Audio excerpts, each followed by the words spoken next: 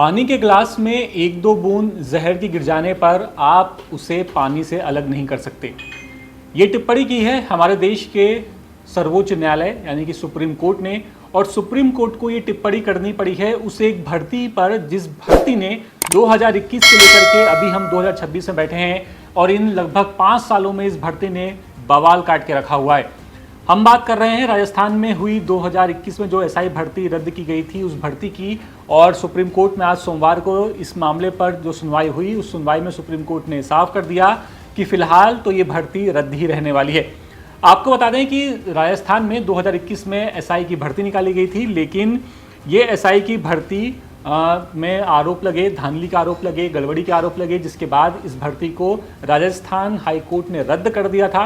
लेकिन फिर ये मामला सुप्रीम कोर्ट पहुंचा और सुप्रीम कोर्ट ने भी फिलहाल ये साफ कर दिया है कि इस भर्ती को फिलहाल तो रद्द ही रहना चाहिए। आपको बता दें इसके अलावा सुप्रीम कोर्ट ने जो टिप्पणी की है वो टिप्पणी अपने आप में कितनी अहम है। पहले मैं आपको जज का पूरा वो सेंटेंस सुनाता हूं जो जज ने कहा सुनवाई के दौरान।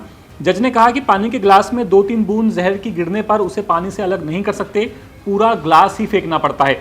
उसी तरह से इस भर्ती में सही गलत की छटनी वर्तमान परिस्थितियों में संभव नहीं है। इसके अलावा कोर्ट ने यह भी कहा कि हम दिल्ली में बैठ करके ये तय नहीं कर सकते कि राजस्थान में क्या चल रहा है। सुप्रीम कोर्ट की टिप्पणी कितनी गंभीर थी सोचिए कि कोर्ट ने कहा कि हमारे सामने रोज 20 ऐसे मामले आते हैं जिनमें भर्ती में गड़बड़ी के आरोप लगते हैं। सोचिए सुप्रीम कोर्ट ये टिप्पणी कर रहा है, लेकिन उसके बाद भी जो सरकारी सिस्टम है और सरकारी सिस्टम के अंदर बैठे हुए वो लोग जो इन भर्ती परीक्षाओं को करवाते हैं उसके बाद भी सुधरने का नाम नहीं ले रहे हैं।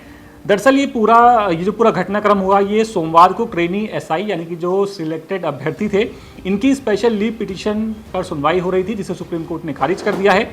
इस पूरे मामले पर जो एसआई भर्ती संस्थागत यानी कि सिस्टमैटिक लीक हुआ था, राजस्थान लोक सेवा आयोग आरपीएससी के जो सदस्य हैं वो गिरफ्तार हुए। पेपर लीक मामले में पूरी गिरफ्तारी की गई।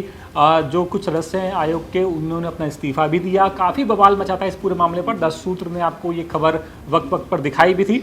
और सुप्रीम कोर्ट ने ये भी कहा है कि ऐसी स्थिति में दोषी और निर्दोष अभ्यर्थियों की एकमात्र वैधानिक उपाय होता है इन लोगों के लिए कि वर्तमान स्थितियों में यही संभव है कि जो स्थिति है, जो परीक्षा है उसे फिलहाल स्थगित ही रखा जाए, उसे फिलहाल रद्द ही रखा जाए।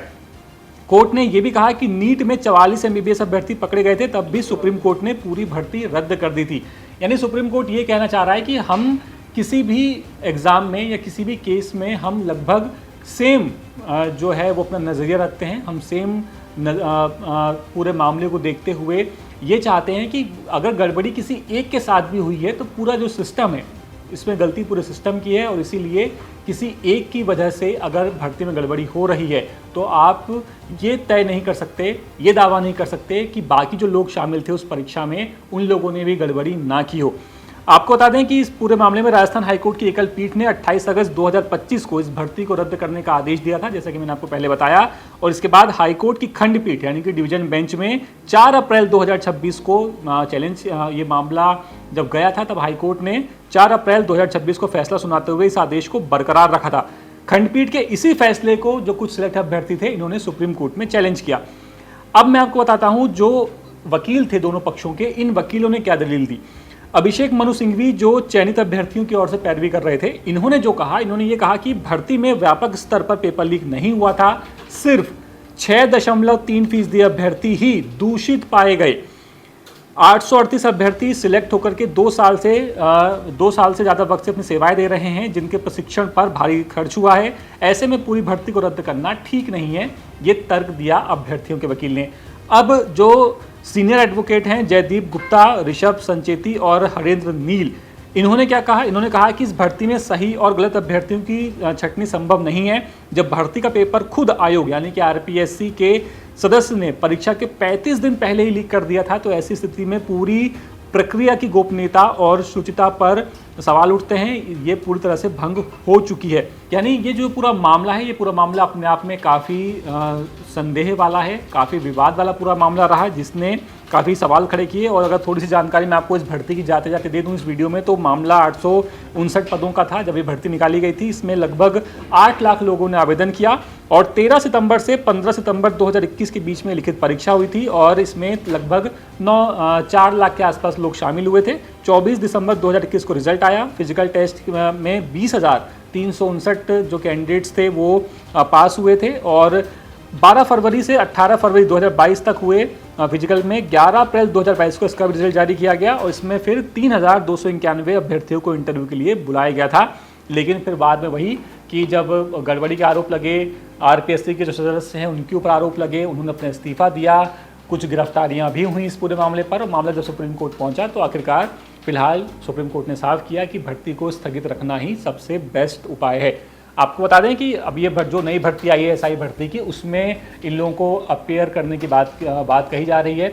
इसे भी चैलेंज किया गया था कि हमें उम्र सीमा में छूट दी जाए, वो छूट भी इन्हें कोर्ट की तरफ से मिली है। तो आगे देखते हैं इस पूरे मामले पर क्या होगा। जैसा कुछ भी सामने निकल करके आता है हम आपके लिए वो भी लेकर के आएंगे।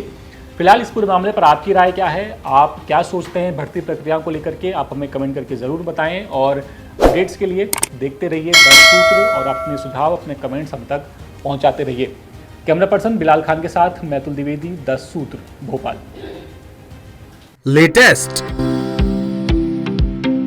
इन्वेस्टिगेटिव और इन डेप्थ खबरें देखने के लिए ज्वाइन कीजिए 10 सूत्र का व्हाट्सएप चैनल, सब्सक्राइब कीजिए यूट्यूब चैनल, लाइक कीजिए फेसबुक पेज और पढ़ते रहिए www.dasootra.com।